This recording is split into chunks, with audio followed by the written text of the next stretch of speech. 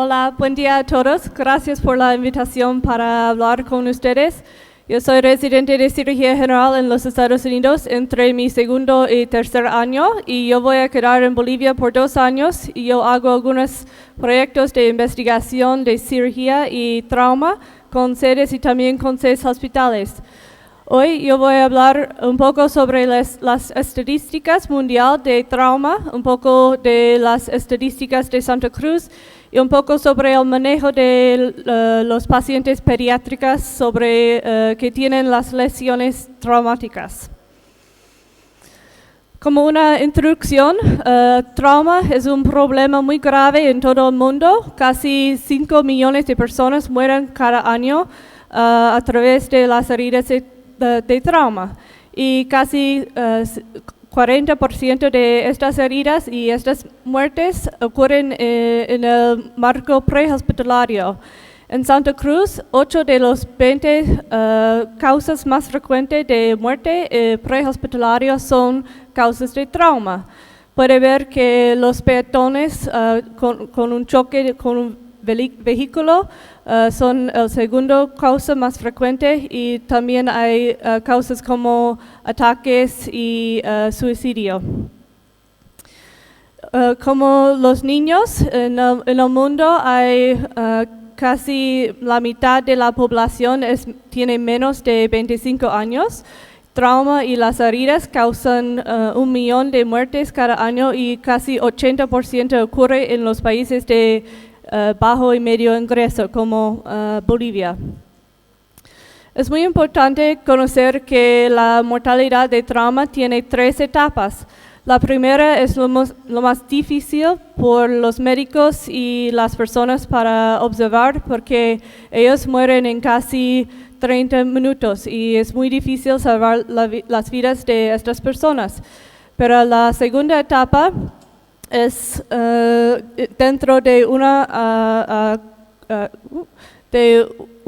4 horas y las causas más frecuentes son las heridas de cabeza y también la hemorragia.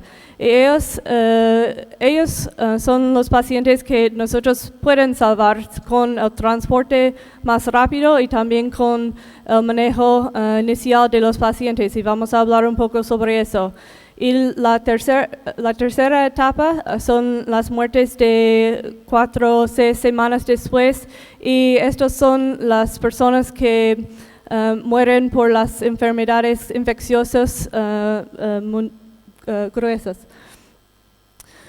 Para hablar sobre las 3 cimas un poco más fuerte, las heridas de cabeza y también más graves y también las lesiones de corazón, de aorta, de las arterias grandes son las causas de la mortalidad dentro de la primera etapa.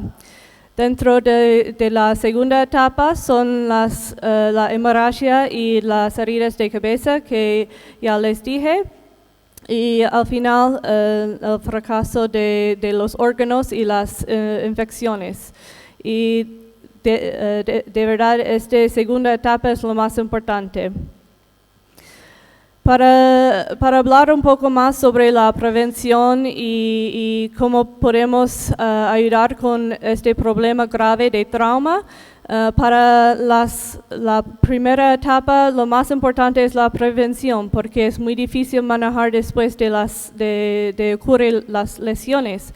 Entonces, algunas causas de esta primera etapa son los choques de alta velocidad y también las caídas de una altura grande. Y es muy importante hablar con nuestros pacientes y nuestros familiares sobre la importancia de conducir cuidadosamente. Un poco difícil en Bolivia, pero tenemos que tratar. Y también respetar a los peatones porque no hay muchos semáforos o cuando no hay muchos parques, los niños juegan en las calles y es muy importante observar los niños.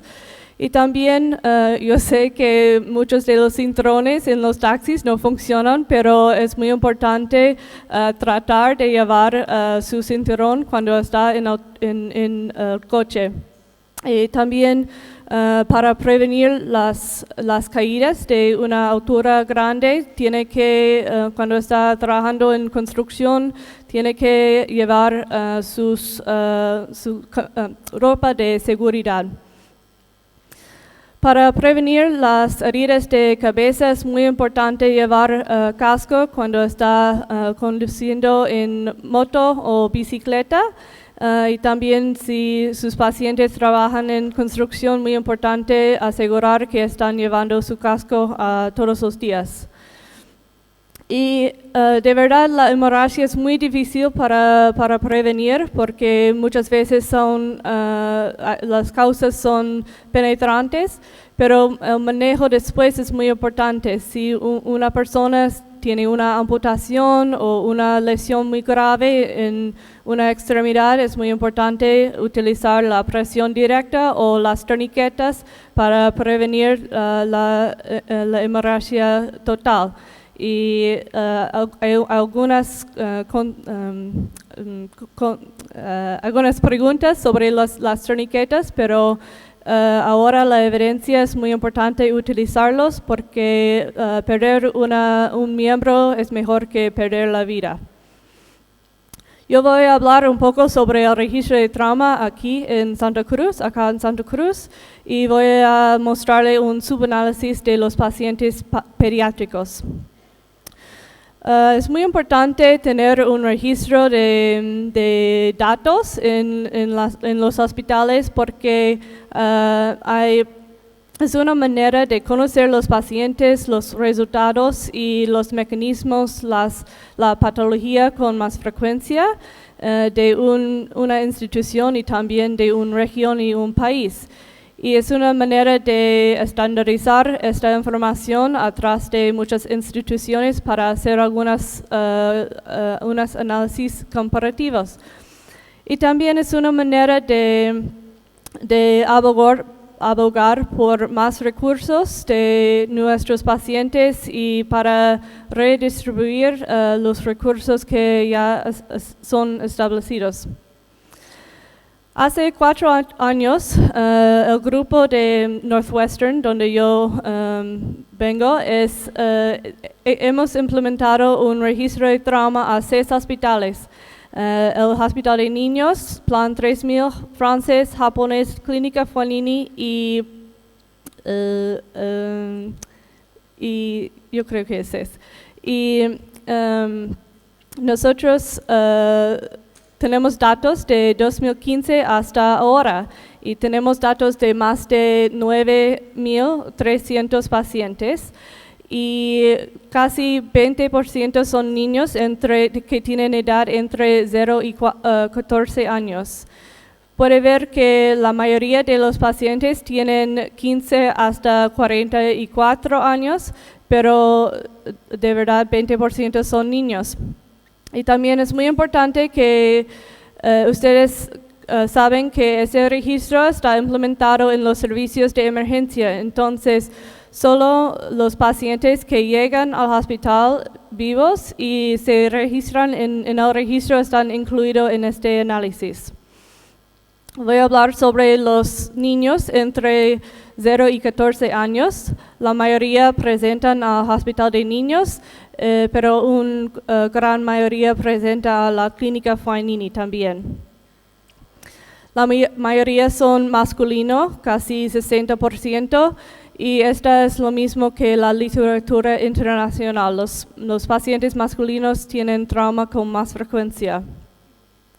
Los mecanismos de trauma acá en Santa Cruz son lo más frecuente es las caídas, después las mordeduras y las quemaduras y los accidentes de vehículos. Y también tiene que recordar que esos son los pacientes que llegan al hospital y que están registrados. Es posible que más gente muere en la calle o no llega al hospital para ser incluido en este estudio.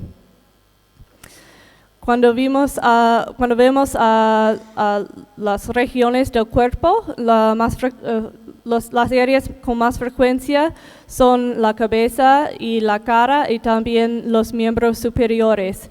Pero este análisis falta datos de casi 25%. Los tipos de heridas son contusos, cortantes y también las fracturas. Por suerte, la gran mayoría, casi 80% de estos pacientes dan alta a la casa después de su tiempo en el servicio de emergencia, pero 11% están admitidos a los hospitales. La importancia de esta información es que sí podemos conocer un poco más sobre los pacientes que llegan a los hospitales y que vamos a cuidar en su carrera y podemos preparar un poco mejor de cuidar por estos pacientes con entrenamiento y también con los equipos que necesitamos. Y yo voy a utilizar los datos como las heridas de cabeza y las heridas de miembro superior para enfocar mi charla después de esta presentación estadística. Gracias.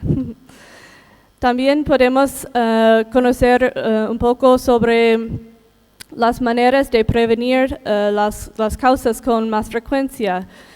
Por ejemplo, si las caídas de cama son una causa más frecuente, podemos poner algunas barreras en la cama para prevenir las caídas, algo como así.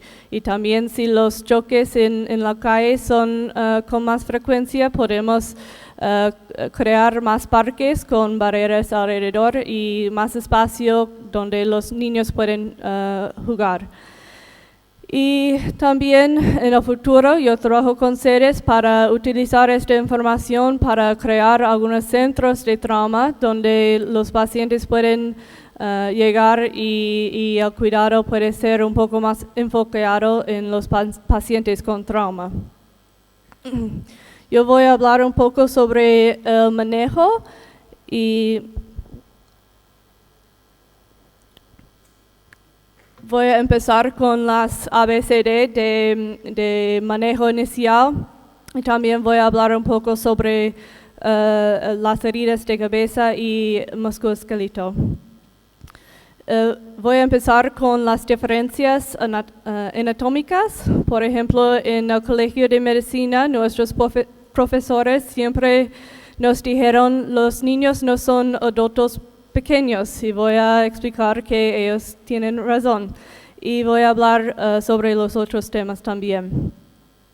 Para empezar, los niños tienen una reserva fisiológica más fuerte que los adultos, entonces algunas veces sus signos vitales no cambian a la misma vez que los cambios de los adultos y tiene que ser un poco más sospechoso de las heridas graves en los pacientes para conocer el manejo de los pacientes.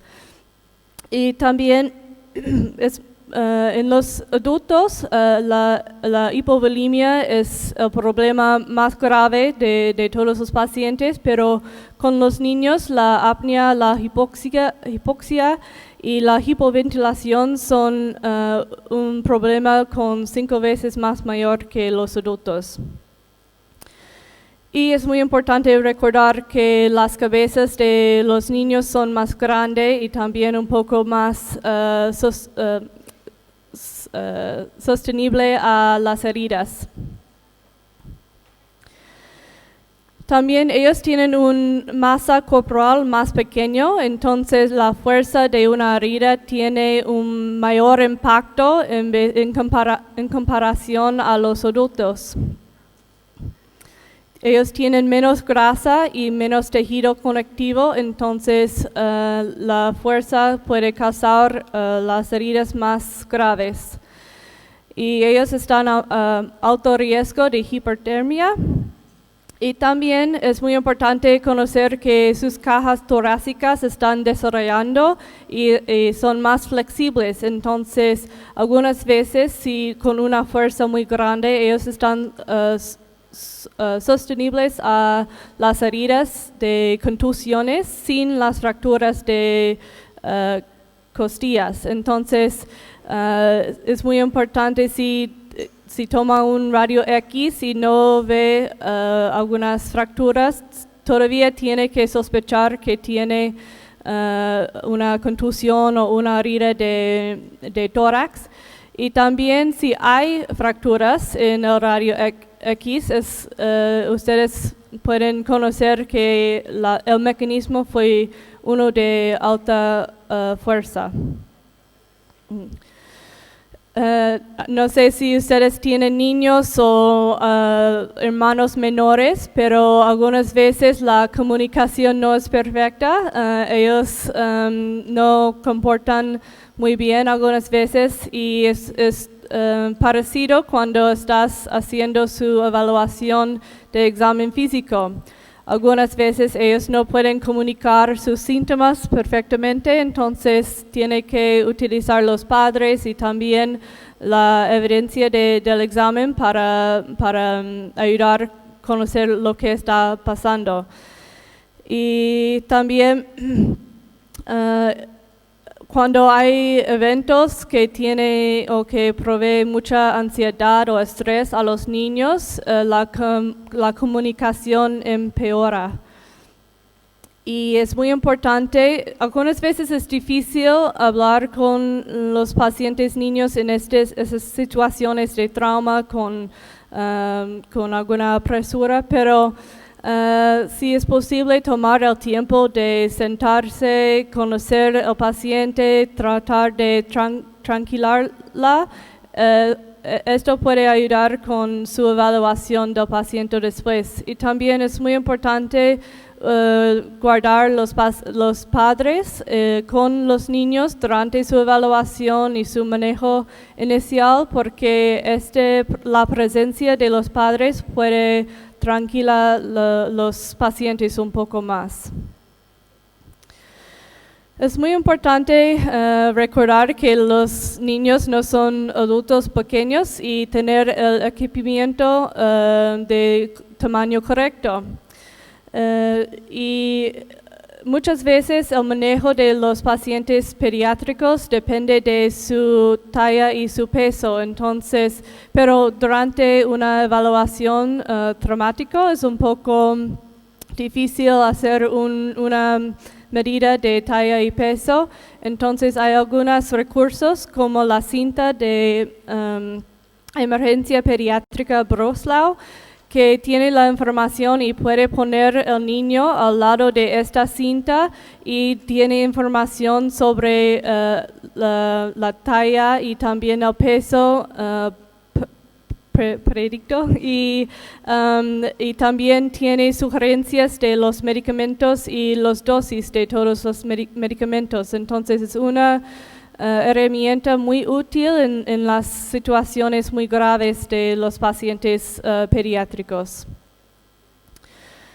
Voy a hablar un poco sobre el manejo inicial de los pacientes.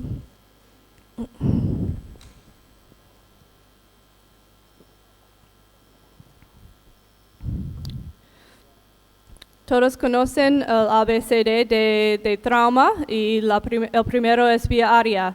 Y es lo más importante en los adultos y también con los niños, pero tiene que recordar que hay algunas diferencias entre los niños y los adultos, pero tiene que sospechar la falta de una vía aérea muy temprano y asegurar que tiene una vía aérea definitiva antes de pasar a evaluar la respiración, la circulación, todas las heridas.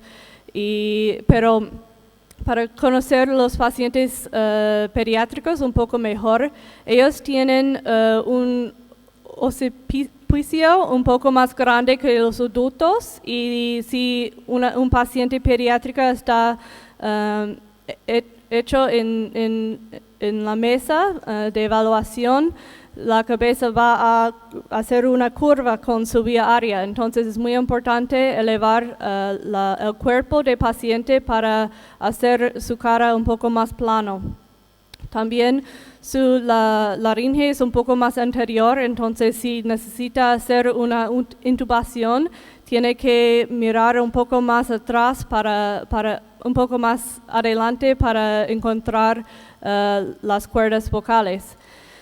Y también los tejidos blandos, como la lengua, están más grandes en relación a su cavidad oral, entonces tiene que cuidar un poco más con los tejidos blandos cuando está utilizando las herramientas de intubación para no causar más daño al paciente.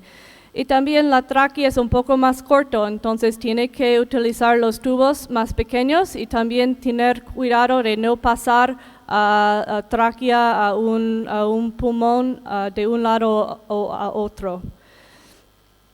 Es muy importante hacer la preoxigenación antes de asegurar la vía aérea y puede empezar con las cánulas orofaringeos y es muy importante, por ejemplo, en los adultos, el instrumento es un plástico curvada y con los adultos tiene que introducir arriba y hacer girar para establecer la vía aérea, pero con los niños es importante porque ellos tienen una cavidad oral más pequeña y los tejidos blandos son un poco más grandes, solo entra la cánula de curvo abajo.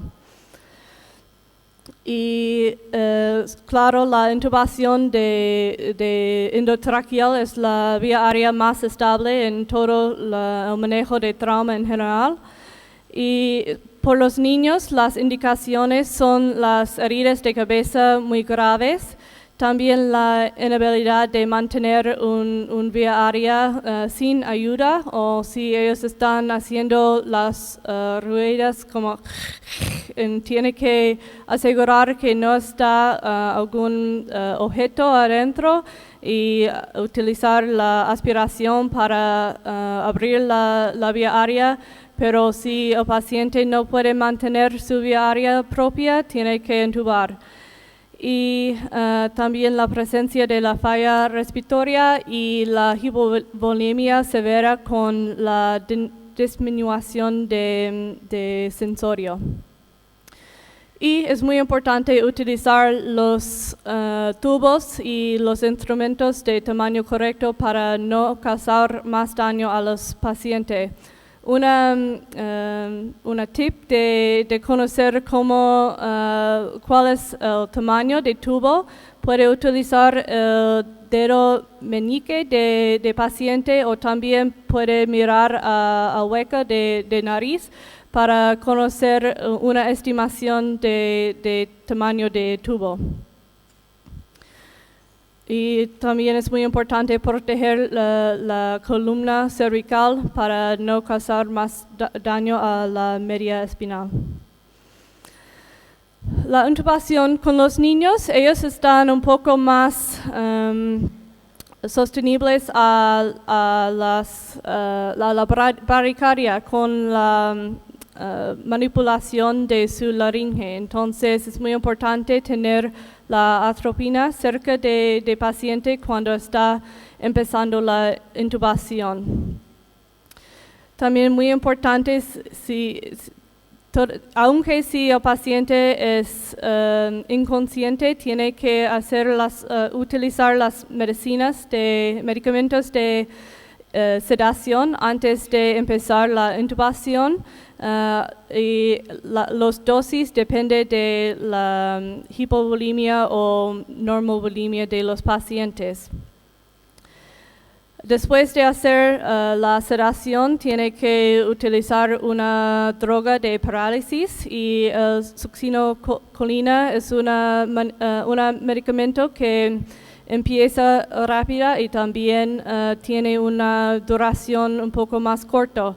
Entonces tiene que utilizar esta medicina para apoyar a los niños.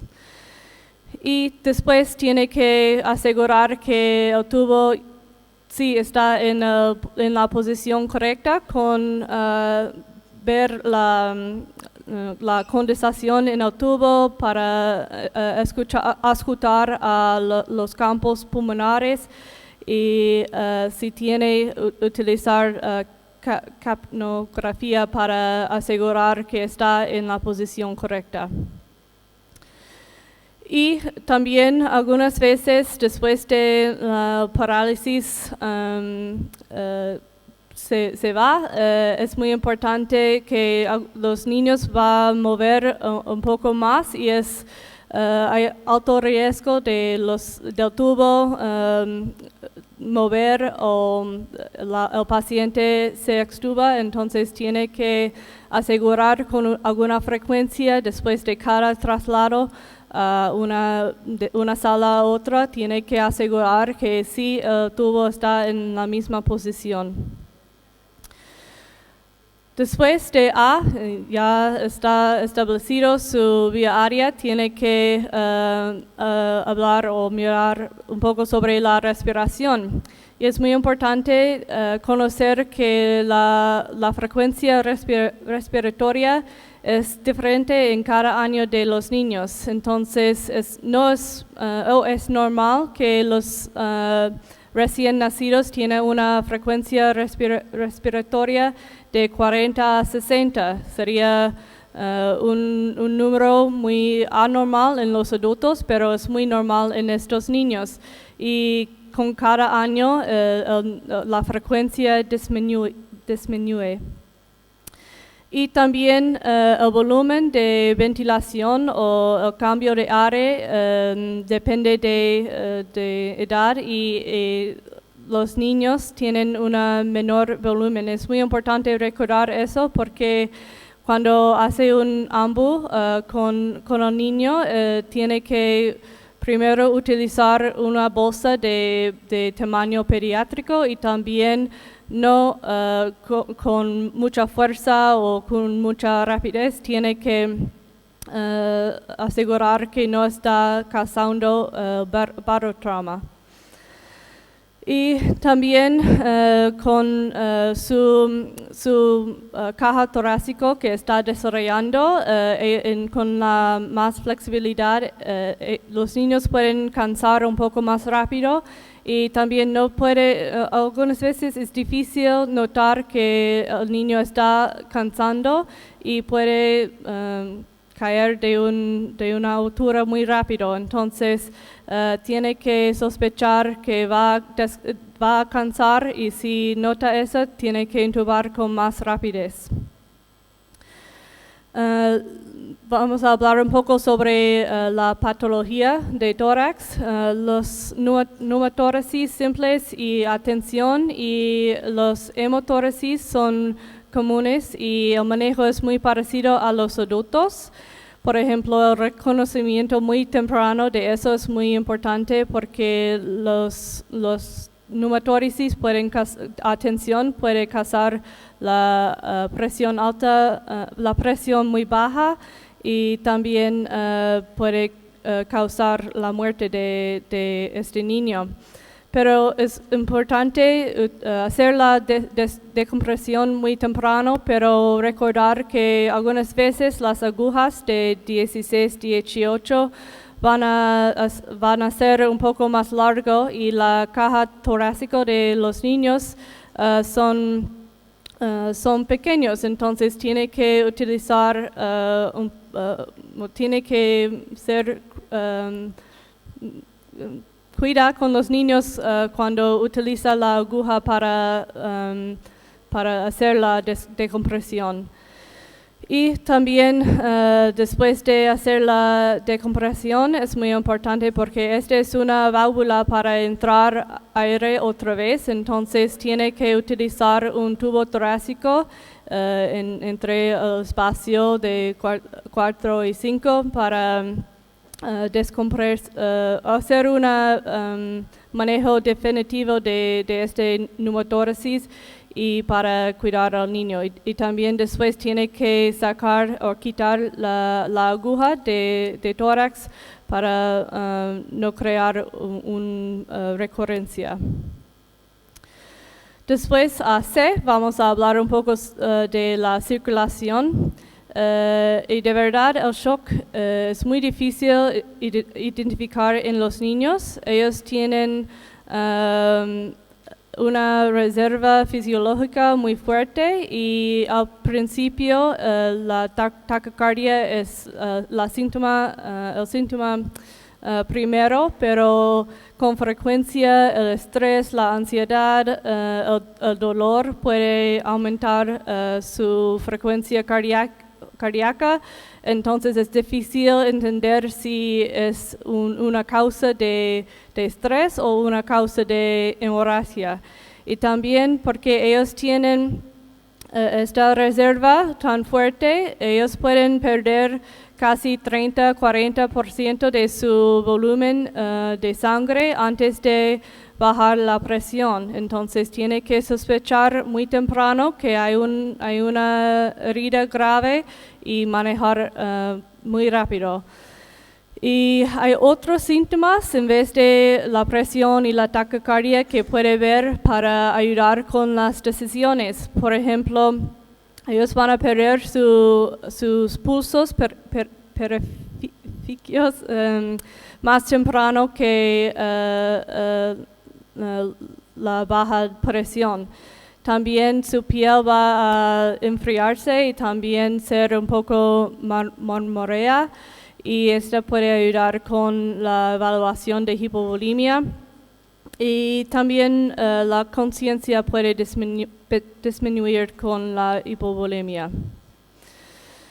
Y si el paciente tiene una hipotensión, esto significa que casi ha perdido la mitad de su volumen de sangre y ya está detrás de problema. Entonces es muy importante conocer y reconocer los síntomas temprano. Y también recordar que la presión de los pacientes pediátricos, los valores normales son un poco más bajos. Entonces, por ejemplo, los recién nacidos es muy normal, tiene una presión de 60 o 50. Y también en el primer año de tener una presión de 60 a 80. Entonces, estos números son un poco preocupados en los adultos, pero son normales en los niños. Y hay una tip de medir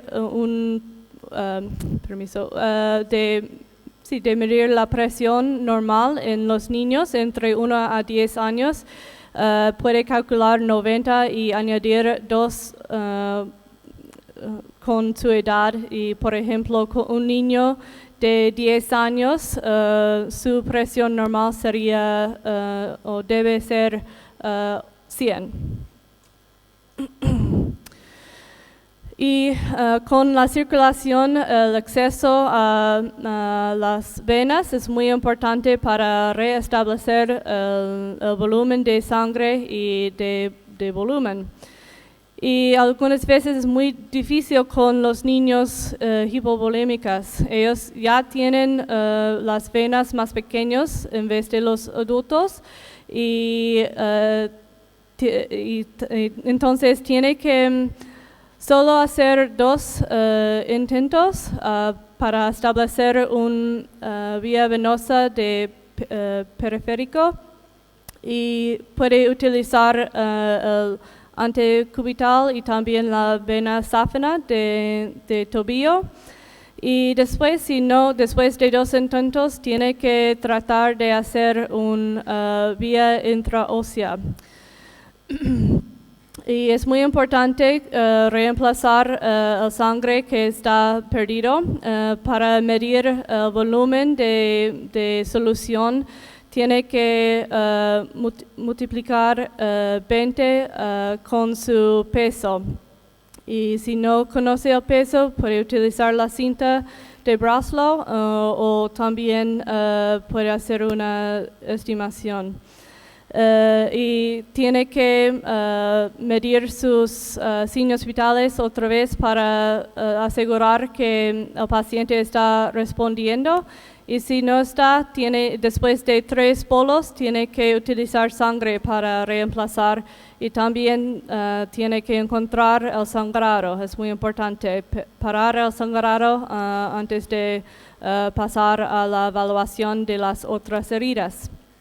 ¿Alguien ha visto un vía intraóseo antes? ¿Sí? ¿No? ¿Sí? Uno. Voy a hablar un poco sobre la vía intraósea. Es muy importante conocer la posición. Hay una medida de 2 pulgadas abajo de la rótula y 2 a medida de ¿cómo se dice? de pierna, y encontrar este parte plano de tibia y utilizar este taladro para introducir la aguja a esta tibia. Y es importante utilizar el tamaño correcto. Es obvio que la rosa es para los niños, los bebés, y un poco más grande con el azul. Voy a hablar sobre el trauma craneoencefálico. En el mundo, las causas, los mecanismos más frecuentes son los choques de vehículos, también el maltrato de los niños, las colisiones de bicicleta y las caídas. Es importante conocer que el tamaño del cráneo crece de doble tamaño en los primeros 6 meses para los niños y también llega a 80% del tamaño en la edad de 2 años. Entonces puede imaginar que es un poco más grande de lo demás del cuerpo. También tiene que modificar la escala de coma de Glasgow, la índice verbal por los niños, porque menos de 4 años ellos quizás no van a tener sentido como una base. Entonces tiene que hablar con los padres, conocer cuál es su base y utilizar esta información para hacer su evaluación. También los recién nacidos tienen las fontanelas abiertas y las líneas de sutura más móviles, entonces ellos pueden tener la hemorragia intracraneal más grave, pero no van a tener los síntomas de presión alta intracraneal. Entonces, por ejemplo, en los adultos, algunos síntomas de presión intracraneal son náusea y vómito, y esto puede ser muy normal en los pacientes pediátricos, pero si es persistente tiene que sospechar una lesión muy grave intracraneal. Pero también con la movilidad de su cráneo tiene que sospechar por ejemplo, si los fontanelas son hinchado y rojo, tiene que sospechar que tiene una herida grave de su cabeza. Y también es muy importante, lo mismo como los adultos, tiene que prevenir la hipoxia y la hipotensión, porque estos síntomas pueden causar las secuelas segundas de las heridas de cráneo encefálico. Al final vamos a hablar un poco sobre trauma musculoesquelético. La historia del examen es muy importante porque algunas veces los niños tienen los cartílagos de crecimiento que están abiertos y esto puede parecer como una translucencia en el radio X. Entonces tiene que utilizar sus habilidades de examen físico para hacer una evaluación completa. Y también es importante notar que un sitio de hemorragia en los adultos es el muslo, en adición a su tórax, su abdomen y pelvis. Pero en los niños tiene un espacio un poco más compacto, entonces ellos no pueden perder su volumen de sangre completo en su muslo. Y tiene que reconocer temprano que los pacientes que tienen una fractura atrás de su cartílago de crecimiento, puede causar cerramiento y también puede parar el crecimiento de este miembro. Entonces tiene que explicar a los padres que es posible que este miembro no va a crecer tan normal como los otros. Y muchas veces con las fracturas solo la ferulación es suficiente, pero tiene que asegurar que hay perfusión suficiente a los miembros con sus pulsos y el color y la evaluación de sensación y motorización. Y no pone una férula si el paciente no tiene pulsos, entonces tiene que hacer recto su miembro y para establecer la